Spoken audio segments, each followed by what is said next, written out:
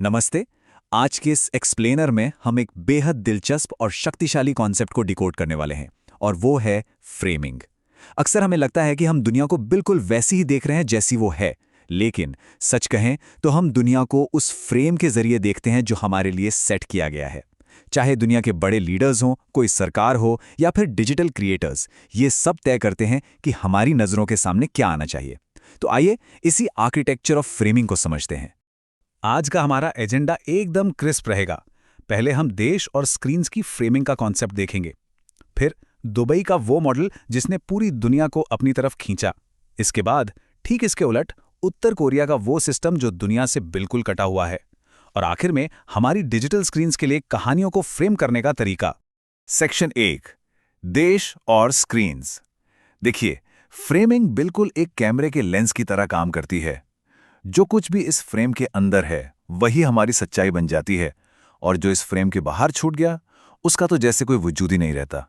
Section 2, Dubai का global आकर्षण। चलिए सीधा दुबई चलते हैं। 19वीं सदी का वो छोटा सा गांव जहां लोग कभी समंदर से मोती निकाला करते थे, आज वो दुनिया का एक ऐसा ग्लोबल हब बन चुका है जिसे इग्नोर करना नामुमकिन है। दुबई ने खुद को दुनिया के सामने जिस तरह से फ्रेम किया है ना, वो मॉडर्न हिस्ट्री की सबसे शानदार रणनीतियों में से एक है। अब दुबई को लेकर एक बहुत बड़ा मिथक है। ज्यादातर लोगों को क्या लगता है, यही कि दुबई की सारी चमक धमक वहां के तेल की वजह से है। लेकिन सच्चाई ये है कि आज दुबई की जीडीपी में तेल का हिस्सा सिर्फ और सिर्फ 1% है। बाकी 99% हिस्सा व्यापार, टूरिज्म, रियल एस्टेट और फाइनेंस से आता है। तेल तो बस एक शुरुआती सीड कैपिटल था जिसने इस बड़े आर्थिक इंजन को स्टार्ट किया। दुबई की लीडरशिप की इस फिलॉसफी पर जरा गौर कीजिए। जो संपत्ति जमीन के नीचे दबी है वो कमजोर है, लेकिन जो संपत्ति आपके जरिए होकर गुजरती है उसे कितना भी बढ़ाया जा सकता है। क्या कमाल की सोच है। इसी वजह से डिमांड आने से बहुत पहले ही उन्होंने वर्ल्ड क्लास पोर्ट्स और एविएशन हब बनाना शुरू कर दिया था। उनका फोकस सिर्फ तेल निकालने पर नहीं था, बल्कि दुनिया भर के बिजनेस और लोगों को अपने यहां से गुजारने पर था। अगर हम इस टाइमलाइन को देखें तो समझ आएगा कि ये कोई रातों रात हुआ चमत्कार नहीं था। 1830 के दशक के उस मोती खोजने वाले गांव से लेकर 1966 में तेल मिलने तक सफर एकदम सामान्य लगता है। लेकिन असली गेम चेंजर मोमेंट आया 1985 में, जब जेबेल अली फ्री जोन खुला, और इसी ने 1990 के दशक में टूरिज्म और एविएशन के उस बूम की नींव रखी जिसने सब कुछ बदल कर रख दिया। आखिर ये सब हुआ कैसे? कुछ बेहद स्मार्ट पॉलिसीज के जरिए। 0% इनकम टैक्स, फ्री जोन्स में विदेशी निवेशकों को 100% ओनरशिप और व्यापार के लिए ऐसे रास्ते जहां कोई रुकावट ना हो। इसके साथ ही बुर्ज खलीफा और पाम जुगेरा जैसे विशाल प्रोजेक्ट्स बनाकर जो आक्रामक ग्लोबल ब्रांडिंग की गई, उसने एक ऐसा आर्थिक चक्का घुमा दिया जिसे रोकना असंभव था। अब ये बहुत दिलचस्प है। दुनिया में फ्रेमिंग के दो बिल्कुल अपोजिट मॉडल मौजूद हैं। एक तरफ दुबई है जिसका पूरा फोकस अधिकतम विजिबिलिटी और दुनिया भर के लोगों और सामान की बेरोक-टोक आवाजाही पर है, और दूसरी तरफ उत्तर कोरिया जिसकी रणनीति है पूरी तरह से अलग थलग रहना, इंफॉर्मेशन पर सख्त कंट्रोल और लोगों के दिमाग में डर बैठाना। सेक्शन 3, उत्तर कोरिया का अलगाव। किम राजवंश ने वहां की जनता के लिए सच्चाई का एक ऐसा फ्रेम तैयार किया है जिसमें बाहरी दुनिया के लिए कोई जगह ही नहीं है। यहां का मकसद दुनिया को अपनी ओर खींचना नहीं है, बल्कि अपनी ही आबादी को एक बंद डिब्बे में कंट्रोल करना है। ये जो नंबर 3 है ना, ये उत्तर कोरिया के सबसे खौफनाक नियमों में से एक है। सजा की 3 पीढ़ियां। मतलब अगर कोई राजनीतिक अपराध करता है या देश छोड़ने की कोशिश करता है तो सिर्फ उसे सजा नहीं मिलती, उसके माता पिता और उसके बच्चों तक को जीवन भर के लिए लेबर कैंप्स में भेज दिया जाता है। सोचिए, डर का एक ऐसा सिस्टम जहां कोई सवाल उठाने की हिम्मत ही ना कर पाए। वहां पूरे समाज को सोंगबुन नाम के एक सिस्टम से चलाया जाता है। ये एक बेहद सख्त राजनीतिक वर्गीकरण है जो इस बात पर टिका है कि कोई परिवार सरकार के प्रति कितना वफादार है।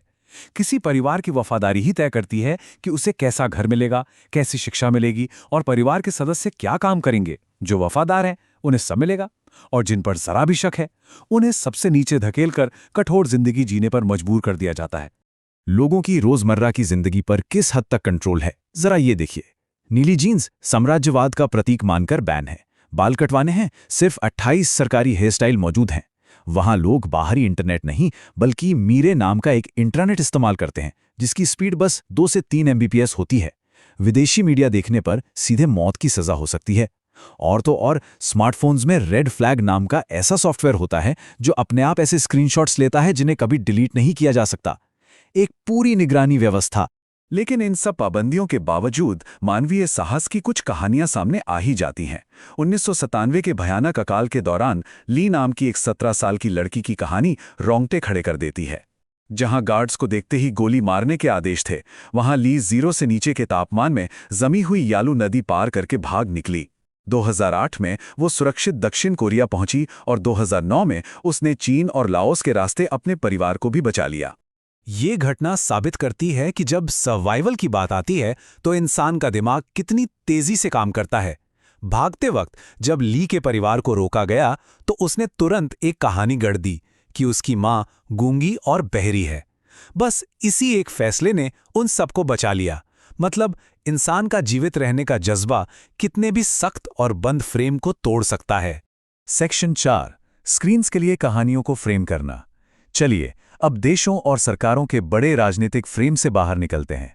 बात करते हैं उस फ्रेम की जिसे हम सब रोज अपनी उंगलियों से कंट्रोल करते हैं।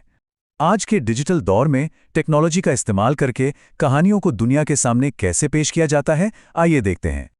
आज मुख्य रूप से 2 तरह के फ्रेम हमारा ध्यान खींचते हैं। पहला 16:9 हॉरिजॉन्टल फॉर्मेट, जो हमारे टीवी और डेस्कटॉप के लिए एकदम परफेक्ट है। और दूसरा है 9:16 वर्टिकल फॉर्मेट, जो आज के मोबाइल फर्स्ट दौर की जान है। सोशल मीडिया पर रील्स और शॉर्ट्स के जरिए ग्लोबल ऑडियंस तक पहुंचने के लिए अपने कंटेंट के फ्रेम को इस तरह से बदलना आज की सबसे बड़ी जरूरत बन गया है। मजे की बात यह है कि मोबाइल पर इसे करना बहुत आसान है। उदाहरण के लिए YT क्रिएट ऐप का प्रोसेस ही ले लीजिए। बस ऐप खोलना है, प्लस आइकन पर टैप करना है और गैलरी से 16:9 वाला मीडिया इंपोर्ट करना है। फिर उसका रेशियो बदल के 9:16 करना है। उसे रीसाइज करके अपना टेक्स्ट या वॉइस ओवर डालना है और बस 1080p क्वालिटी में एक्सपोर्ट कर लेना है। एकदम आसानी से एक नए फ्रेम में कहानी तैयार। वहीं डेस्कटॉप पर प्रोफेशनल काम के लिए प्रीमियर प्रो बेहतरीन है। बस एक नया 1080p सीक्वेंस बनाना है, सेटिंग्स में जाकर फ्रेम साइज को 1080 बाय 1920 करना है। इसे आगे के लिए रील्स प्रीसेट के तौर पे सेव करना है और फिर इफेक्ट कंट्रोल्स में जाकर अपने मीडिया को सही तरीके से स्केल करना है। इस तकनीक से कोई भी क्रिएटर अपने फ्रेम यानी अपनी डिजिटल सीमाओं पर पूरा कंट्रोल रख सकता है। तो चाहे वो दुबई का अपनी शानदार ग्लोबल इमेज बनाना हो, उत्तर कोरिया का अपनी जनता की सच्चाई को कंट्रोल करना हो, या फिर एक क्रिएटर का किसी वीडियो को क्रॉप करना हो, इन सब में खेल उसी फ्रेम का है। जाते जाते एक सवाल छोड़कर जा रहे हैं। हम हर दिन जिस फ्रेम से इस दुनिया को देखते हैं, असल में उस फ्रेम को कंट्रोल कौन कर रहा है? इस एक्सप्लेनर में हमारे साथ जुड़ने के लिए बहुत बहुत शुक्रिया। सोचते रहिए और अपने आसपास के फ्रेम्स पर सवाल उठाते रहिए।